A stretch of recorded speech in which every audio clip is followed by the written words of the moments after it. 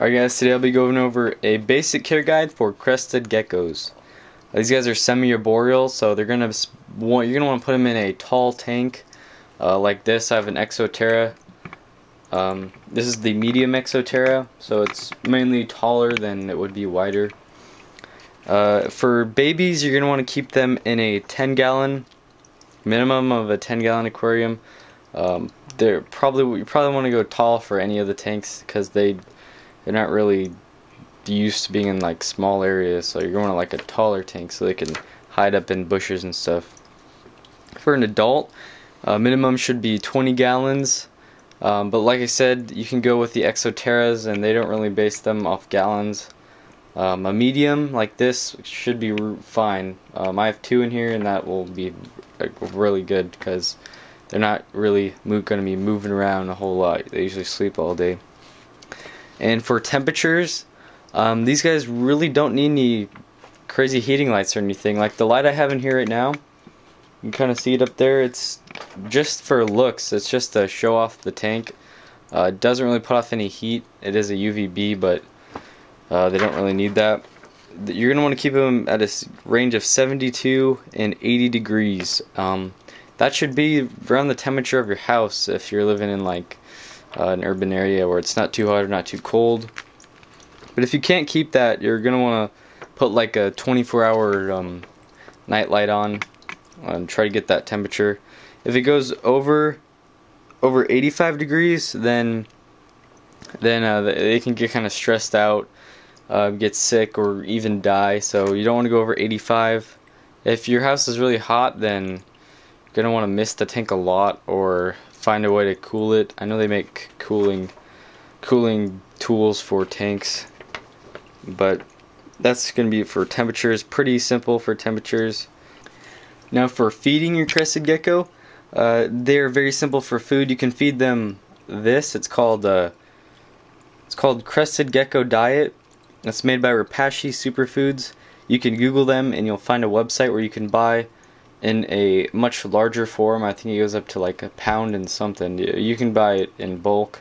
I just buy it in the little T-Rex bottle from my local pet store, and that goes for a long time. And you just mix it up with water. I have a video of a review on that stuff, and I go over on how to make it. But that's what it looks like. This looks like a watery goo. Looks kind of gross, but they love that stuff. And you just place that in the tank. You can use something else. I just use a bottle cap. It's cheap and easy to clean out and everything. You can get stuff that like sticks to the wall and a bunch of stuff like that. But I just place that there and they'll find it because they can smell it pretty good. You can also feed them crickets, roaches. They eat almost all insects. But when they're a baby, you got to be careful because they're pretty small. Mine aren't even interested in insects, so I just feed them that and they can live off that stuff. So it's really great. If you're gonna get one, if you don't have a lot of time, just get Crested Gecko Diet and you're good to go. Okay, now for decor and climbing and stuff that they would like in the tank, they're gonna need kind of like vines hanging around here, some plants on the walls, what I got. Now this setup is overkill and it costs quite a bit of money. You don't even need to get half the stuff I have in here, like that plant back there, the fern, kind of stuff that's useless. The waterfall just kind of helps keep humidity up. You really don't need that. It just looks kind of nice. But you're going to need like something that they can climb on. They like a lot of hiding places. Probably haven't even found mine yet. He's hiding in there. Kind of see him in there. Not really, but the other one's hiding somewhere else too. They like to hide all day, but at night they'll come out and they'll roam around. You can watch them lick the food up. It's kind of cool watching them lick the food up. But overall, they don't really need anything too big. They're pretty cheap to maintain, and they're cool guys. One of the most important parts for owning a crested gecko is the humidity. And as you can kind of see, mine is misted down. You want to mist this tank down two times a day at least.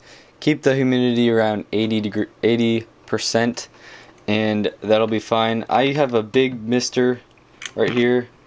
That's just because I have quite a bit of reptiles I have to mist, and that does fine. You just pump it up and you mist it like that.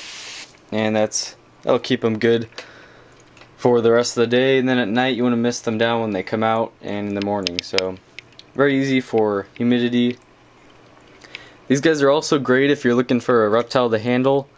The one thing you want to know is that they're very jumpy. They're not very fast, but they can jump far and fast. So you gotta watch out for that when you're handling them. But overall, they don't really get too stressed from handling them. They can be tamed.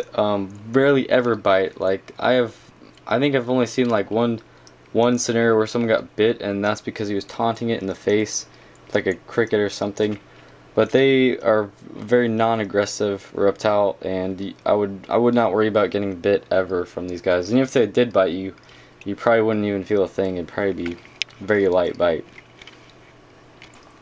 So overall, the Crested Gecko is a really easy to maintain reptile.